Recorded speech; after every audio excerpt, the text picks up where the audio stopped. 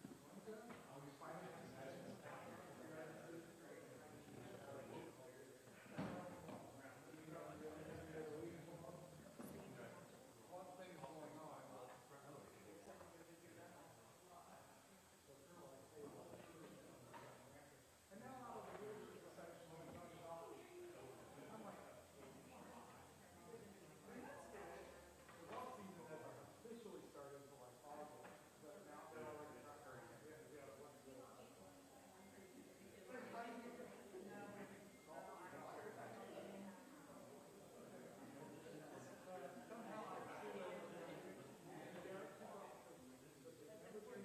We're going to start in about 1 minute, Council.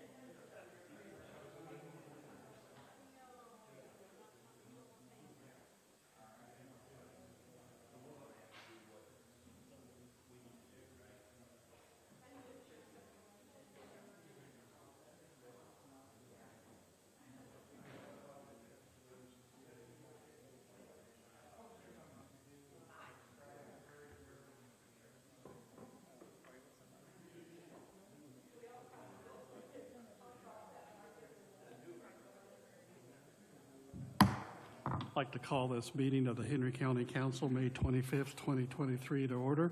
If you'd please stand, we'll have the pledge led by Betsy and prayer by Susan.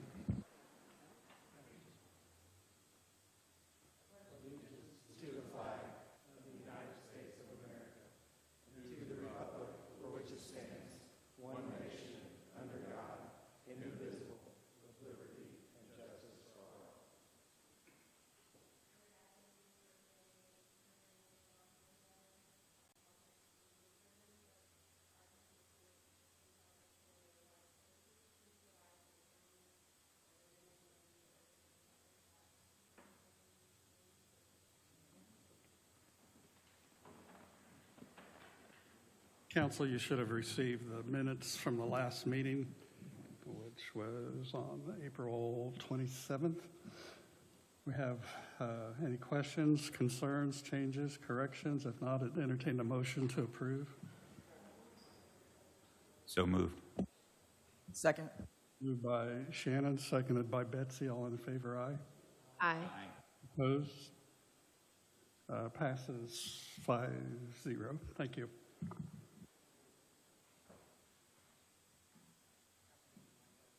We have an EDC update.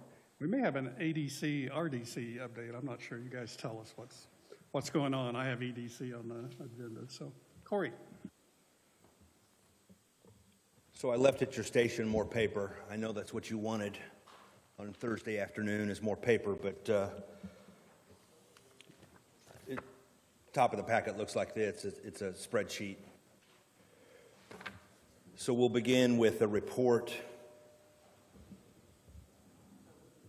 on the small business grant the county government authorized participation in.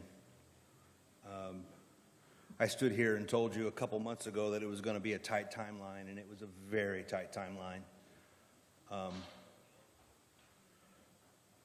So these are the recipients, these are the amounts, and those are the number of employees, and then the location. So it's $240,000, 226 employees across 39 different small businesses. The grant awards are range from $1,000 to $10,000. $10,000 was the max. There was a specific point criteria. Most of the criteria was objective. What do I mean by that? The number of employees was worth a certain number of points.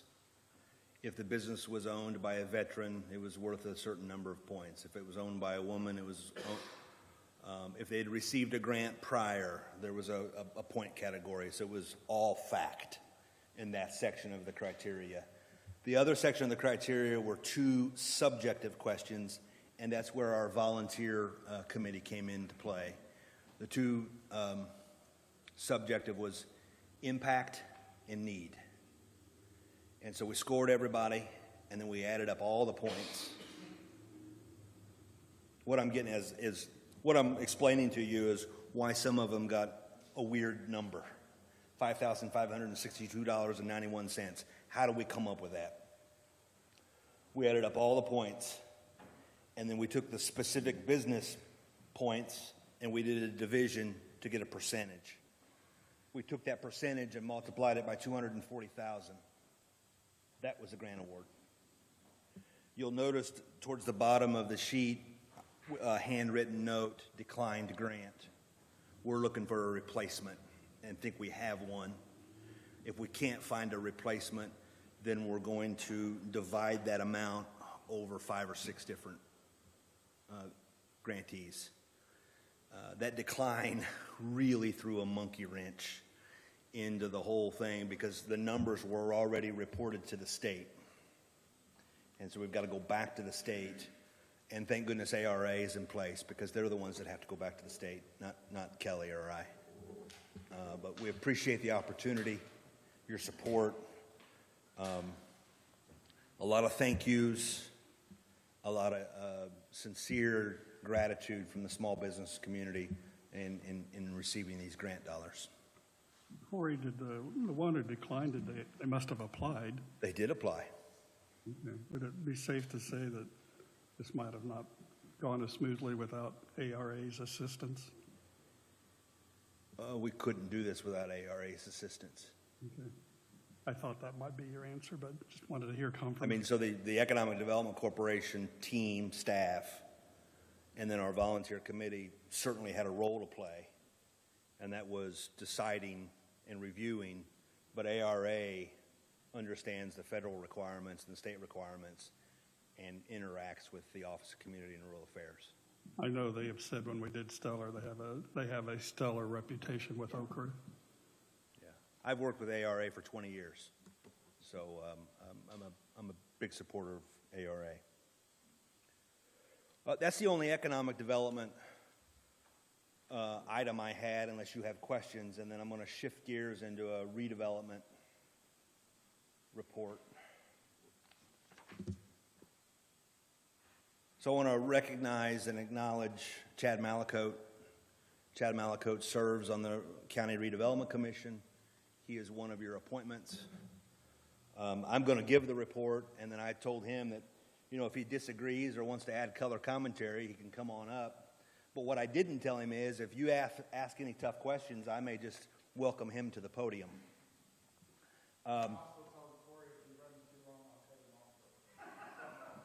Perfect. That deserves an applaud. Perfect. You have 5 minutes. Your time starts now. Thank you. As you may know, the Economic Development Corporation serves as the staff to the Redevelopment Commission. The Redevelopment Commission is a 5-member board. 3 are appointed by the commissioners, 2 are appointed by you.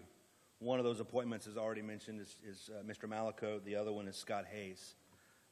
Really appreciate the leadership of the Redevelopment Commission. So we went through a plan amendment process, and the first section there, I'm just going to leave that, what is the plan amendment process? I'm going to leave that to your reading leisure, other than to say this. A project has to be on our plan, but not all projects in the plan will be implemented. And that particularly comes into play in the acquisition list. The acquisition list, so properties are identified, and the acquisition list is long. We'll never purchase all of those properties. In fact, very few of those properties. But if it's not on the acquisition list, then the Redevelopment Commission can't even consider. We completed the plan amendment process last night with the Board of Commissioners. So what are the plan amendments? The first one there is to create a new tax increment finance allocation area. There's a map in your packet. It's the Rothrock-Dishman allocation area. It is immediately adjacent to the existing industrial park out on County Road 400 South. The second item, or the second bullet point, is the creation of a residential TIF.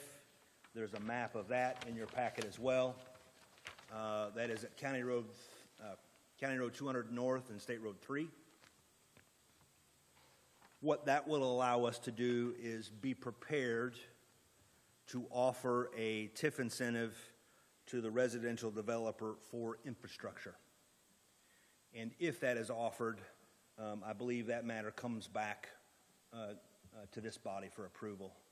So it's looking at the number of homes that will be built over a number of years, working with Baker Tilly to come up with an estimate, a bond size, and then going through the approval process to issue that bond. And the bond is payable solely and only, and I'll repeat, payable solely and only from the taxes generated from that development. If the taxes generated from the development are insufficient to make the bond payment, that risk falls on the developer. There are 2 very similar structures in the county already, one down in Knightstown in their new housing development near the Hoosier Gym, and the one is over by the YMCA. And then the rest of those bullet points summarize the other plan amendments. Recently, the Redevelopment Commission voted to exercise an option to purchase, and it's the ground identified as the Rothrock-Dishman allocation area. So there's about 94 acres there. We've held an option on that ground for a number of months. We went through the rezone process last fall. We wanted to get through this process, but the Redevelopment Commission voted last week to move forward and purchase that property. The final item is a heads up. I provided a similar update to the commissioners yesterday at their meeting, but it's on Baker Tilly letterhead. I would say this is draft and preliminary, but the Redevelopment Commission is considering a bond issue for infrastructure to pay for water and sewer to extend to that same ground that I've already mentioned twice, the Dishman ground, the Rothrock-Dishman ground. It's fantastic that county leadership is allowing the purchase of the property, but if we don't get water and sewer, then we might as well not purchase it. Looks like I've said something.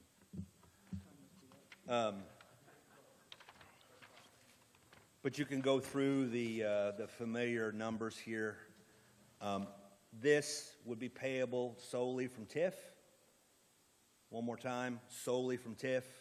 We wouldn't be asking the county for any other pledge.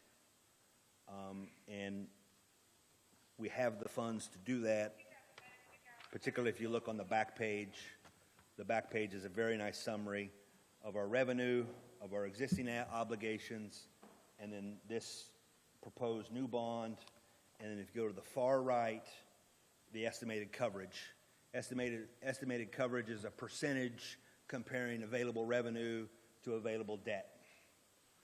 And so we've got $1.35, $1.25 of revenue for every dollar of debt. So we feel comfortable that we can move forward with this.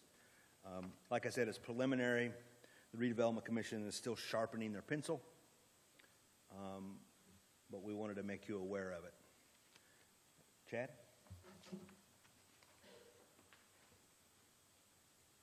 Corey did a great job of breaking down all the numbers and everything, but I thought I'd just add a couple points that, one, with the Dishman addition, we now have a piece of property that's well over 100 acres that we could offer, which makes us extremely marketable.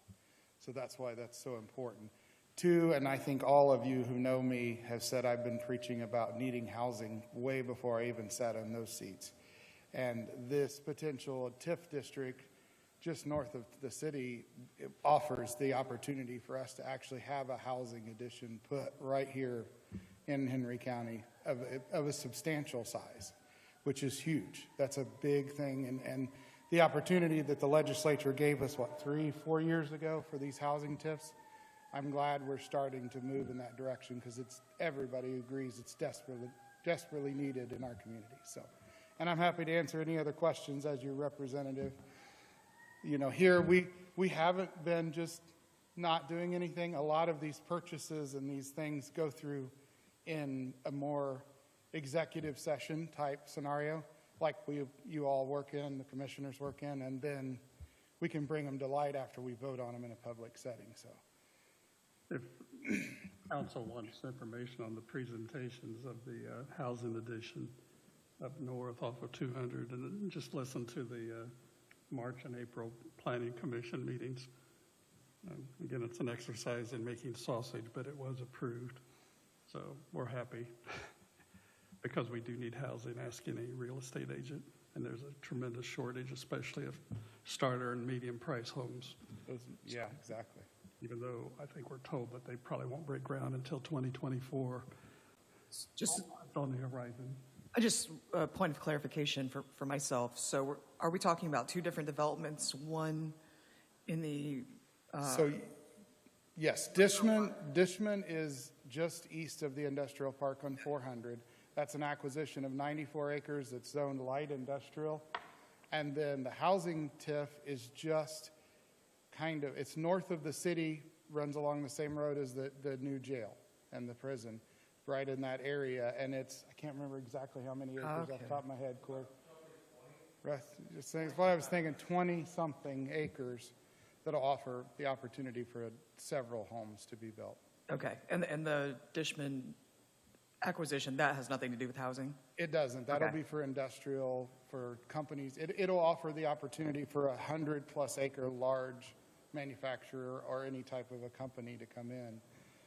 Okay, thanks. I'm sorry for my confusion. I No. certainly agree with you, and you have been beating the drum for a long time of the necessity for us to get more housing in Henry County, and to me, this is very exciting. Yeah, I mean, I know I've mentioned it even when I, asked to be appointed. This is something I've been pushing at for years, and Corey can tell you, I beat on these guys every time we talk on the RDC about housing, because it is a new role for the RDC, but I think it's an extremely important role, especially in our community. And I think the legislators made some adaptations or modifications this year to the residential TIF requirements. So they actually took away some guardrails like school board approval, for example. So anything else? Yeah, Kyle? Mentioned kind of like one of those residential TIF areas in Knightstown. Are they looking at the same type of buildings? Duplex isn't the right word. I'm just curious if we know how far along they are with the thoughts there. So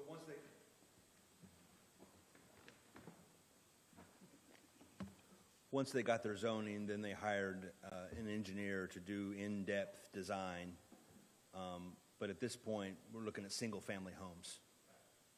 Their original, when they came before the Planning Commission, had proposed condominiums or two-family dwellings, but they took that off the table and finally, I don't remember, about, maybe Bobby remembers, about 50 single-family homes, give or take. And they originally started with nearly 100. So there's actually going to be a little bit more acreage per lot now, which was, I think, to greater satisfaction of those who live in Raintree Heights. Based on the conversations that I'm having separate from this specific development, it wouldn't surprise me if we see other requests for this type of program. Anything else for Corey or Chad? Are there any stats out yet, or is it too early based on when residential TIFs came into existence about kind of that economic development, the growth, the housing? Is there anything study-wise out on that yet? Because any studies I've looked at before are all more of your commercial industrial TIF zone. If there is, I'm not aware, and it is fairly new. I'm just a nerd, so instead of searching, if you knew off the top of my head. If I find it, I'll send it to you because I'm a nerd too. Corey's our live Google. The live Google. I do know that the YMCA development, the development around the YMCA, I believe was the second residential TIF in the state, followed by Rushville. So we're on the front end of this. Have they been the same developers or different developers coming in? Different. Yeah, different. Anything else? Thank you, sirs. Thank you. Yes, appreciate it. I just wanted to ask, is there anything besides us supporting TIFs, is there anything we can be doing to support, new housing?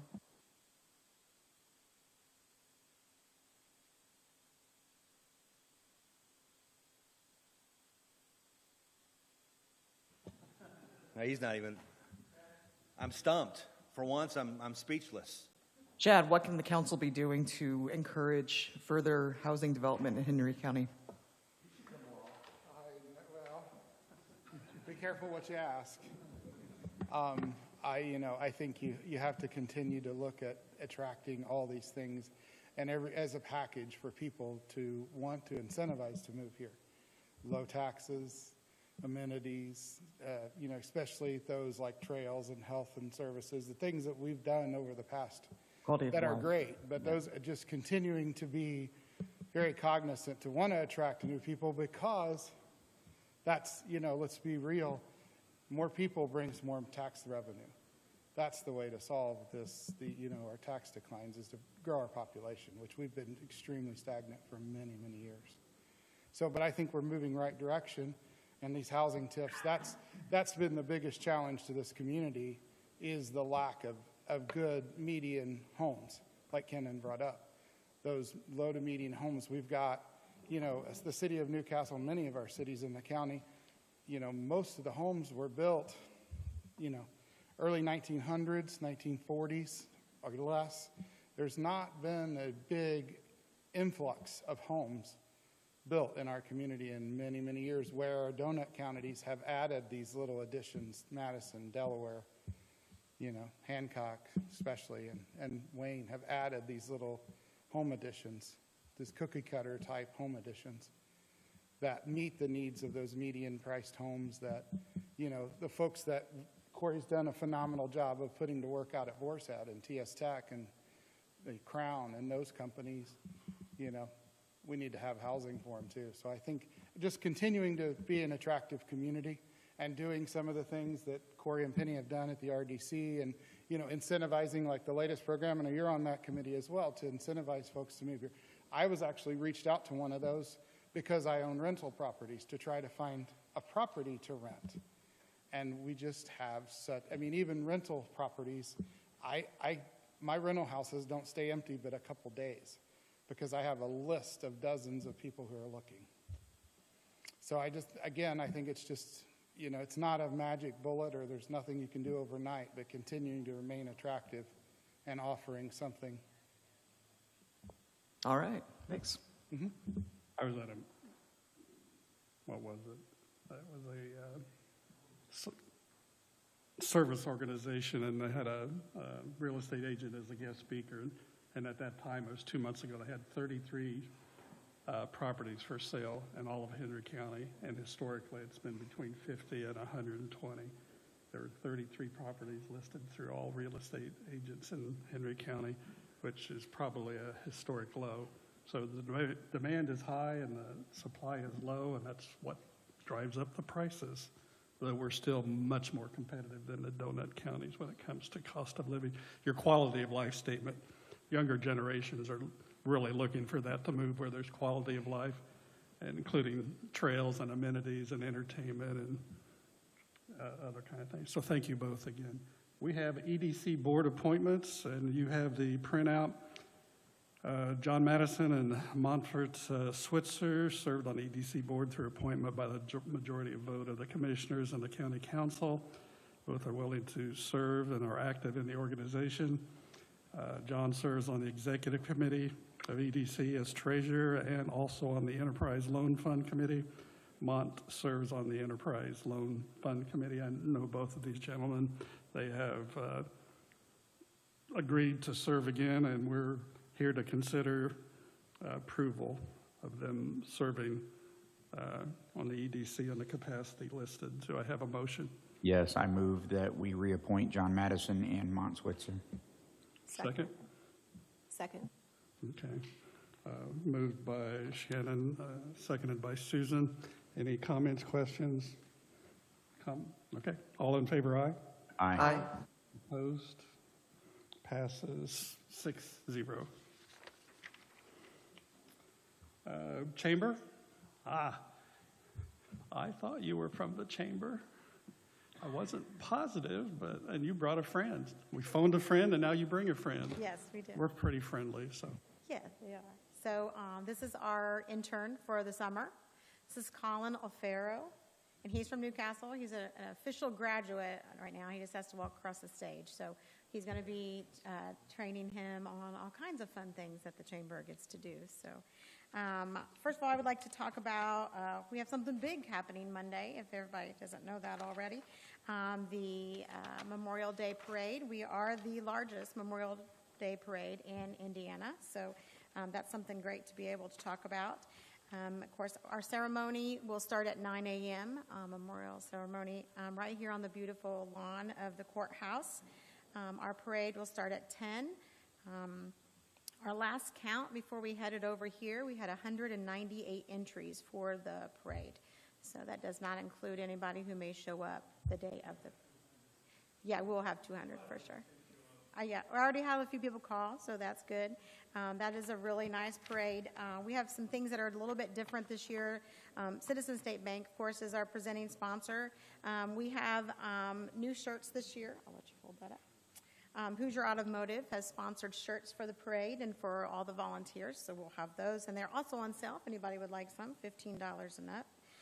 We will have Dixie the Praying Dog coming. I know that sounds crazy, but she'll be at the veterans, or at the memorial ceremony. We're there with the veterans. And then she'll also be in the parade, and she drives a truck. She has goggles. You can check that out. And that's being sponsored by Meridian Health. NLBC, we're going to have stilt walkers. Rose City Funeral Services, we will have street performers. They're sponsored that. And just we're having the Rolling Thunder of Newcastle be here, placing all the flags around the courthouse. That's very beautiful. Of course, the city and the Newcastle Police Department, Newcastle Street Department, we're really thankful for them. And Webb's Personal Touch, they're going to add something at the start of the parade for us. So we have quite a few things that are a little bit different this year and kind of exciting also for the parade. So please come and be a part of that. It's very exciting. Something we're starting this year, something new, is the Youth Ambassador Program. This is for juniors and seniors in our county. This is an opportunity for them to participate in various events and activities that will enhance their professional development. They will also have the opportunity to work on community service projects to help make a difference in our area. This will take place the months of June and July. We have several speakers. Actually, I think Corey Murphy is going to be one of them. Christy Regal, Wayne Williams with Eastern Indiana Works, Justin Hillman, of course, Shonda, and we will only be a couple hours a week that we'll be using them, but we'll be working on professional development for our juniors and seniors, such as interviewing, resume writing, how important it is to be civic-minded, investing, and different things like that for these juniors and seniors. And as of right now, we have 7 signed up for the program. Being our first year, we've kind of figured it'd be a little bit lower, but we're kind of looking forward to that being something that we can carry on for the coming years. So, and that's it for us, unless you have some questions. I know you have various ribbon cuttings too. Yes, we have. A lot of times the commissioners will be there, and I'll try to make maybe half of them, but it's kind of exciting, some of the opening businesses that are cropping up around Henry County and Newcastle. Kind of exciting, actually. Yeah. Now I have all of your emails, so you will get those emails from me. I know you all love getting those. Yes, we had Henry County Community Foundation. We've had the Tap House, 38, the Crossing at 38. So we've had several different types of, and lots of new members. I'm sorry I didn't bring that count, but I think we've had at least 6 in the last month that have signed up to be new members with the chamber. So. And Mr. O'Farrell, I think you had some older siblings that I recall going through Newcastle High School. Yeah. They weren't in trouble. I just knew the name. These are good ones. O'Farrell's not like Smith or Green or Gray. Yes, It's a name that I remember, and you had several siblings go through. But that's great that you have an intern. That's exciting. It is for us, absolutely. And I'm hearing of a lot of youth-oriented leadership opportunities around the county, and that's exciting for the future. So Yes. glad you're doing that. Questions for the chamber? Hi, Mike. And Harold. We're now up to 7. Thank you. Okay, thank you, appreciate it. And I think some of us will be either in the parade or the ceremony.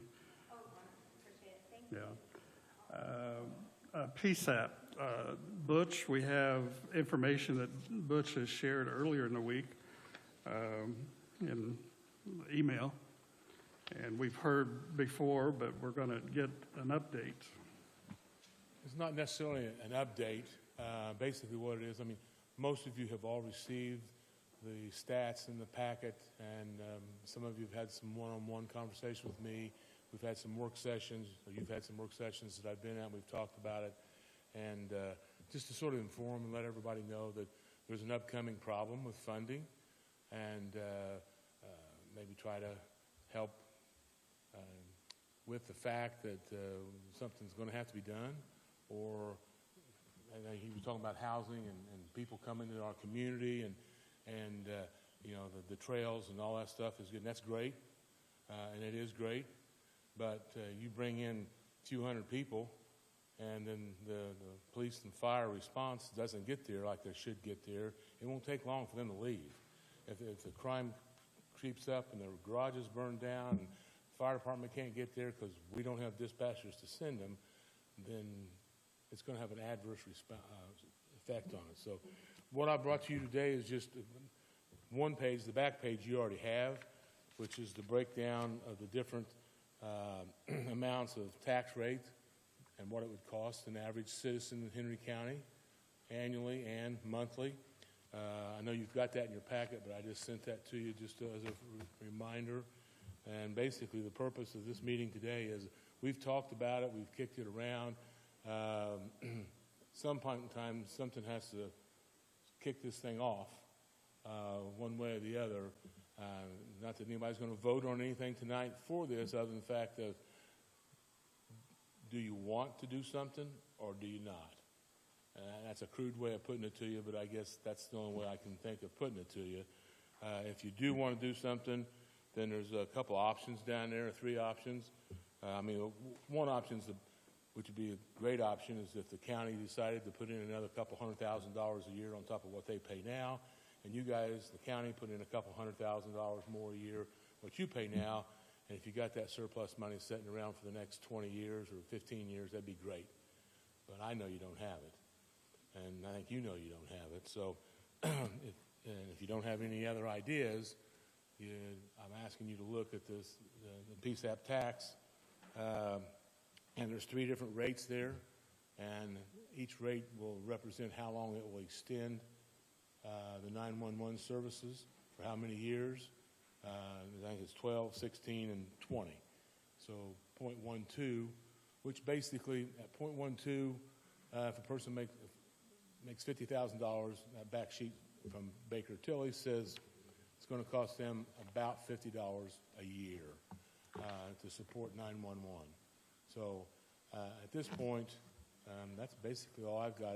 If this body decides they want to move forward, then, and I know I think it's June 7th, similar somebody from Baker Tilly is supposed to be here, and you guys want to talk to him a little bit more about it. Most of these figures, a lot of these figures come from his office. I'm just a messenger at this point because kicking that can down the road we're about to the end of it, time frame wise, because it takes a year after it passes before the funds start coming in, if that's what you end up doing. If you don't do that, then hopefully you guys have got a better idea. I think Shannon has his finger on the trigger of the microphone. Yeah, they were kicking around this problem at the state level earlier this year. Session's over. Has anything changed from the state's perspective? We'll get an update on the 7th, but are you aware of any changes in 911 funding from the state level? They extended that 10 cents, but they're not going to put the 10 cents on. In fact, we were just at an ABCO NENA statewide meeting 2 days ago, and of course that was one of the things that was discussed. But if you think about it, that's 10 cents per phone device. So you do that, our population's 50.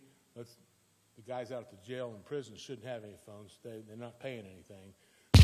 So what you got left is maybe 35,000 people in Henry County that has a phone that they would pay an extra 10 cents a month.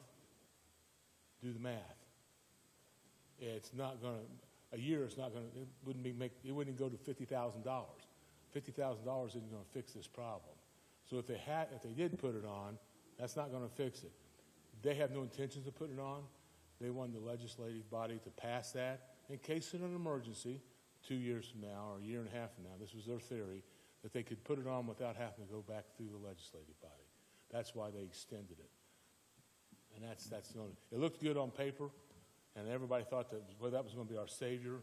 But again, 10 cents times 35,000 times 12, that just doesn't get it. I saw that on the legislative docket. I think about 3 months ago I asked you about Yeah, that. And you you said did. you actually called the state director. Yep. And they said, don't count on that.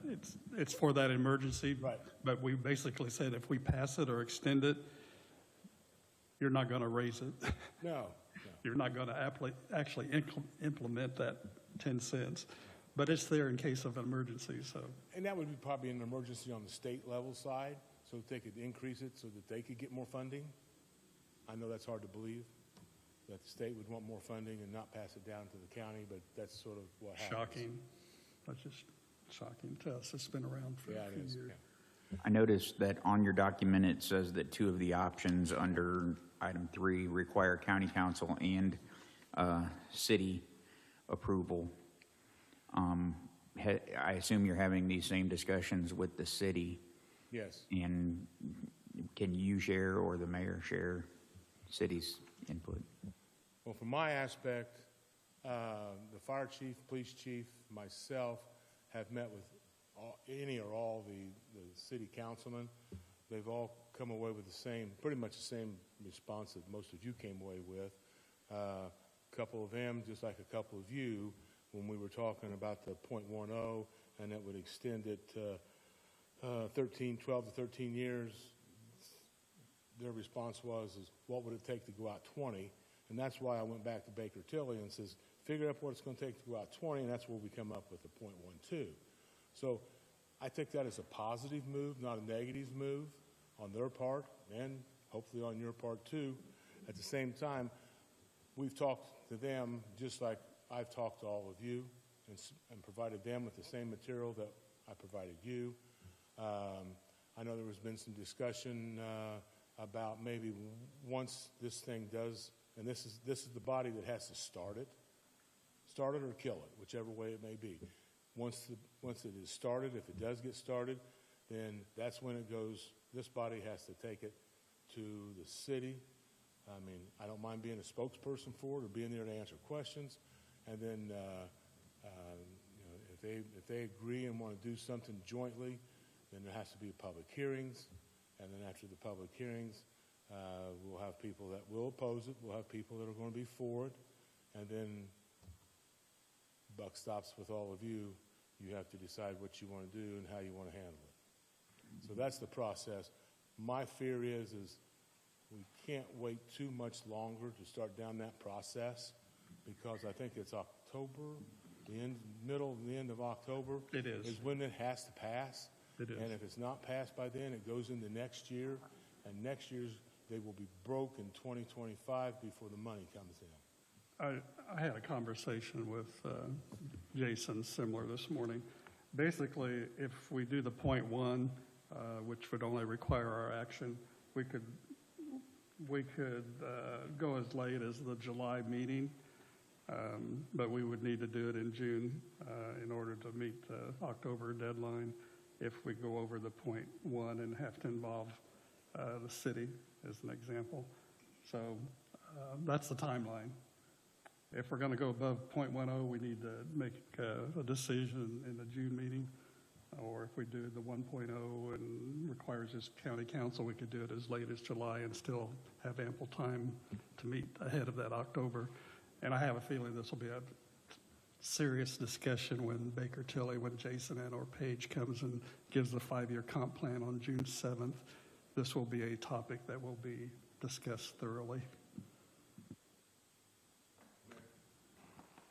Mayor spoke last month on this.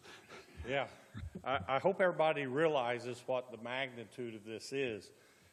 Without a 911 call center, which we're so blessed in this county, in the city, to have fire, police, EMS, sheriff's department that we have, and have the 911 people that we have.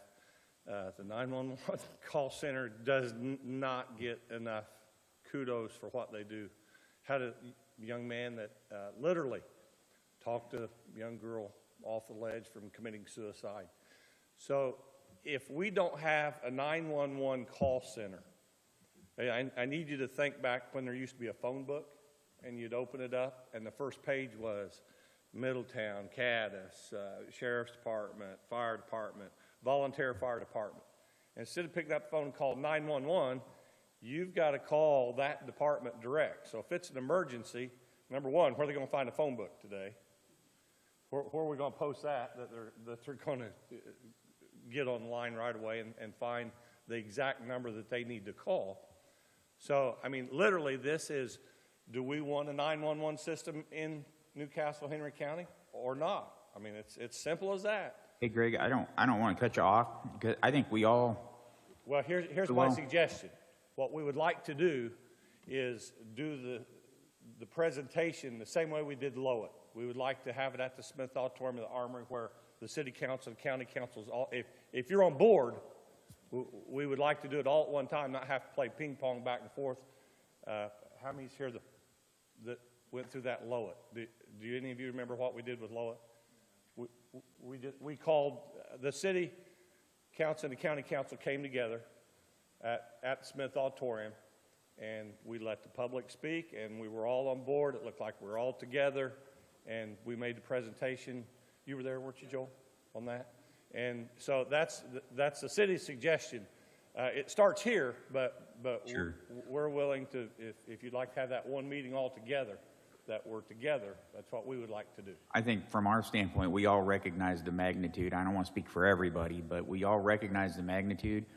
But until that June 7th meeting, we don't know if we can do it and fund it for 20 years with just the .10 based on what we're going to see coming in. We don't want to pass a higher tax limit just to say we did and we can do it. If we're going to increase taxes, we want it to be as minimally invasive as possible. So, And there's a chance we would be looking at that .10, which would be good for 12, 13 years. That won't require that meeting. but it would add 12 years. I think it's kind of like the jail. That can was pushed or kicked down the road so long, what would have been a $5-6 million renovation of the old YOC when it closed, Right. turned into a $25 million. So it's something we can't kick the can down the road. So I think there's great appetite for taking action. I haven't heard otherwise from anyone. I don't speak for everyone, but I think it would be safe to say something is going to happen. And Well, you don't need our support, but if you want the city council support, we would do that like we did the Lowett. Yeah, I was just looking for, if the council was opposed, we would want to know that ahead of time, is all I was asking. No, So, we see but it as a it seems necessity. like the council is in support, so whatever that funding level comes out to be after our discussions, we'll be back in touch. That's how I feel about it. we'll know a lot more after June 7th. Mayor, I think you had a good idea as far as if we do go with this or want to go with this, which I think we should. I think we'd be good on the idea you brought. I remember when we had the meeting out at Smith Building, we need to invite the public, taxpayers, to let them realize just exactly what's going on. I think that would be a good thing that we would definitely want to do, and I think they'll realize the importance of this plan we're thinking about. I really think you've got a good idea there. Well, it's up to you guys, but if you want our support, we're willing to do that. Thank you, and I think the council, your city council has been informally polled, and I think they're on board as well. But thank you for those comments, and we'll get back after June 7th with a plan, whether it be a June meeting. I think we have to go public, have a public meeting if we're going, even if we go to .10 and council only, we have to have a public meeting. Yes. So we'll have a public meeting regardless if we proceed with this, which it seems like that's likely going to happen. So, thank you, Mayor. Okay, we have several TIF-related required CF1 forms. We had a boatload of them last month. First one we have is Greedy LLC. I can say this time. Yes, please do. Designated body has to approve each of these. Yes. So, I mean, you're certainly welcome to approve the grading one and the other one for a required problem. But grading is approved on Newcastle City Council, and the second one is approved on Middletown Town Council. So those as designated bodies, we want to have those. Thank you for saving time. If you'd like to skip it, you can. So we're looking at 3 from Boar's Head. Okay, thanks for educating us on that, because I was unaware. In fact, Broadway, I wasn't sure where it was located. I'd heard of it, but I wasn't sure it was in. Do we have to Middletown. pass them all individually, or can they be passed as a group?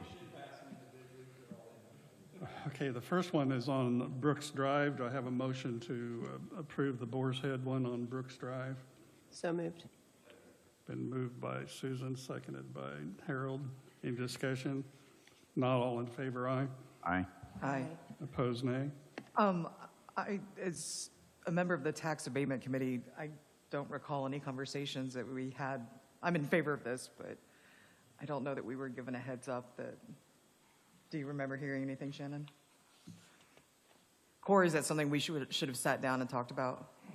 These are just reports, right? Not necessarily. These are routine filings. Okay. And then if you see something amiss in the routine filing, then the committee could get together and come back with a recommendation. Okay. Okay, thanks for the clarification. Last year, there was, like, the hops, there was question about. There was. I didn't see any on these, but if there were already. Otherwise, the first one, that's Brooks Drive, passes 7-0.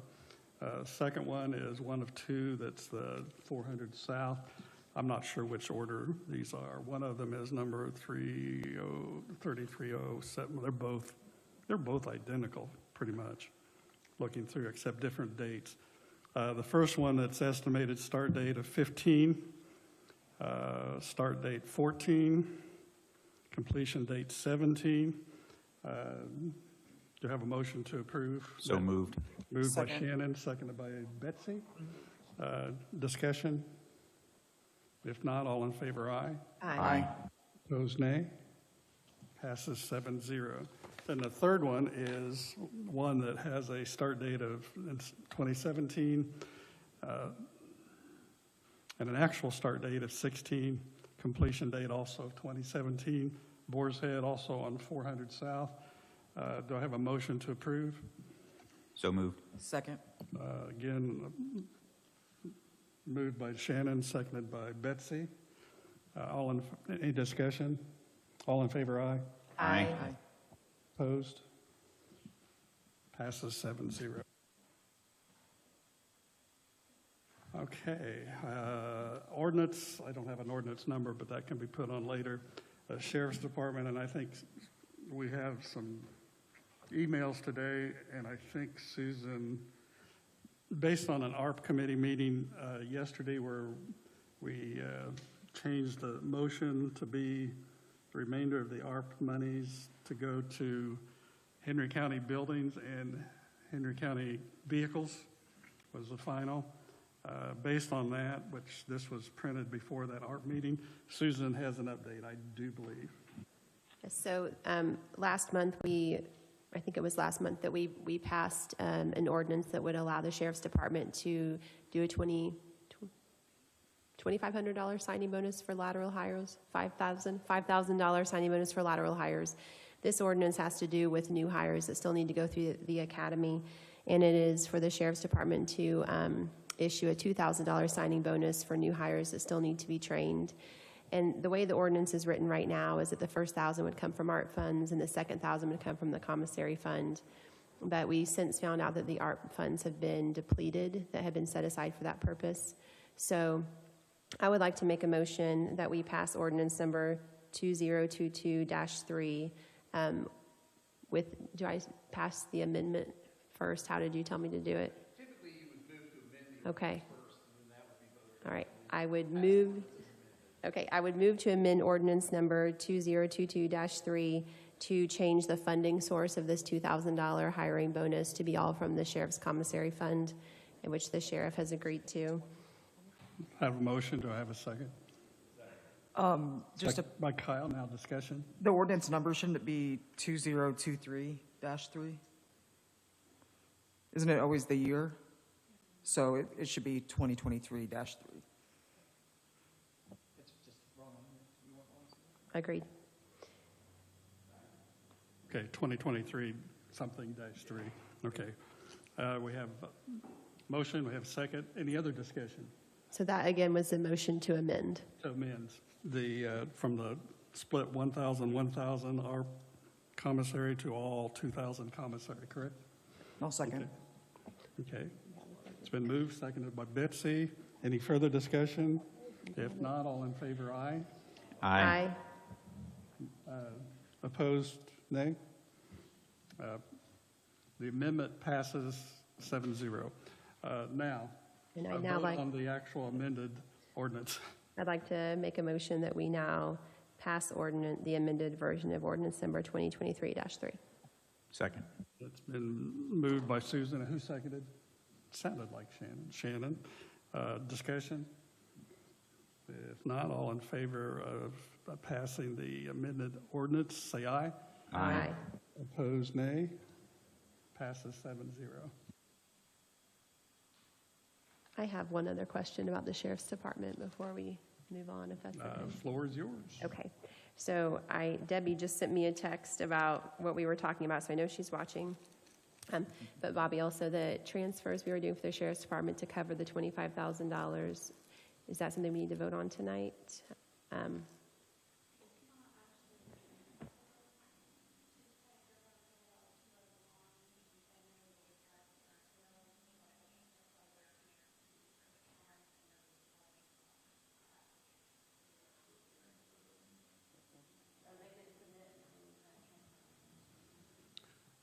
This is for the drug dog that we share with Newcastle, right?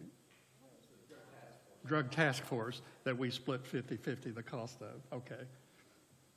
And was it our half 1,250 or are we talking 25,000 for the county? And I know we were going to transfer 12.5 from jail meals and 12.5 from jail medical. And she rescinded And- it late this afternoon. Yeah, there's a better way to do it, which is good. Okay, Debbie just says we're not doing. Okay, thank you, Debbie, for listening, and thank you, Bobby, for answering. She's texting me. while you Hopefully do- she's not driving. Okay. Be safe wherever you're at. Michigan, I think. She's vacationing, probably not driving. Yeah. So, do we need to do anything on that? That was just an informative update. We're good? Okay, sounds good. Anything else from the council before we go to public comment? I have one more thing. Okay, so Susan. are these our very final budget session dates? Because we had gotten some feedback from the auditors department that what might not work for We them. had a correspondence between Bobby, I think, Debbie, and me, and it never came back that there was a change. There was an opportunity to suggest other, so these are the last I heard, and I haven't heard from the auditors department that there was a change to those dates that are on your itinerary. Can I just clarify, Kenneth, you said Bobby and pointed to me, but you meant Bobby and point to her? There was a three-way conversation on an email about a month ago, and I may have slept since then. I don't remember. Okay. So I just want to make sure it was Bobby, not Bobby. Is there a third Bobby in the? I just saw Debbie's payroll? comment that the Okay. first week of the month, It was a month ago, so I may have misunderstood the three that was on that thread, but yeah, well, take off the Bobby. I just know Debbie had said the first week of the month is difficult for them, and it kind of died from there. So I didn't put it on my calendar yet. So I wanted to know, are we going ahead? As Or far are we as I going to know. go back a week? The last 3 years, we've had it the first 2 weeks in August. One year, we had it the last week of July and the first week of August. I have not heard comment back after that was said. He says those dates are fine. She just texted me, Okay. so they must have Again, we worked hope- it out, or And they, again, I thank hope you, she's guys. not driving. Thank you. Thank you, everyone. So the dates are Wednesday, July 26th, Friday, July 28th, Wednesday, August 2nd, and Friday, August 4th, and that's 8:30 to 4. I do have a note on your council members' agenda, a possible work session.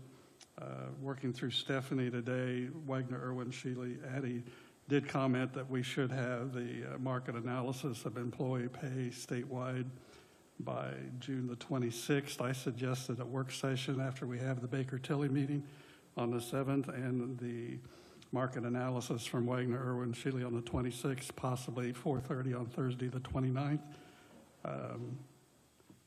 Consider that, because we're going to meet on the 7th, and we can firm that up, and that gives plenty of time to advertise it. But if you could pencil that in as a possibility and confirm back in, that's fine. We are heading into vacation and time, and I know that means usually we can't get 100% of everybody on the council together. Hopefully we can most of the budget hearings. So any other conversation from the council before we open it up to the public? What public's left? I'm going to be public. Public Bobby. And this is very simple because I was remiss and Brian's here. Our Henry County EMS is not here. We were remiss last night. This is EMS week. So I was remiss in bringing that up last night. I have thanked everybody, but I wanted to publicly mention that this is EMS week. So thank you to all of our first responders, EMS, paramedics in the county and the state, because without them. And there's probably a Hallmark card somewhere for that, because there's a Hallmark card for everything. But So tomorrow's the last day, but if you want to, reach out, thank them, or have a give them cookie. treats, have a cookie. I know Take the a cookie hospital. back to the office. I think all the hospitals across the state have areas for EMS week all week long where they're feeding and giving treats to all of the EMS personnel. So, and I have a personal stake in it because my sister's a paramedic as well. So I thank her every day for what she does. But I just wanted to make it public. Thank you, and please make sure your staff, and I've already let our staff know that we appreciate you greatly. Thank you for reminding us of that. And we're so thankful for people at 911, law enforcement, fire, people in the hospital that do work that many of us wouldn't even think of being able to do. So thank you. It helps with public safety, and it makes Henry County and Newcastle a place that people want to go to because we don't have some of the issues that some of the counties do. And it's a good place to live, and partially due to the special services that we have in law enforcement and all those people. So can't thank you enough. I wish we had more money to thank you more. Write your legislators. Anything else from the public? Glenn, thank you for what you do. Law enforcement, newspapers, it's all good, most days. It's good things to report almost every day. I'm not going to get out of that one. So anything else from the public? If not, Move to adjourn? yes. Second. Second, third, fourth, thank you. See you on the 7th. Happy Memorial Day.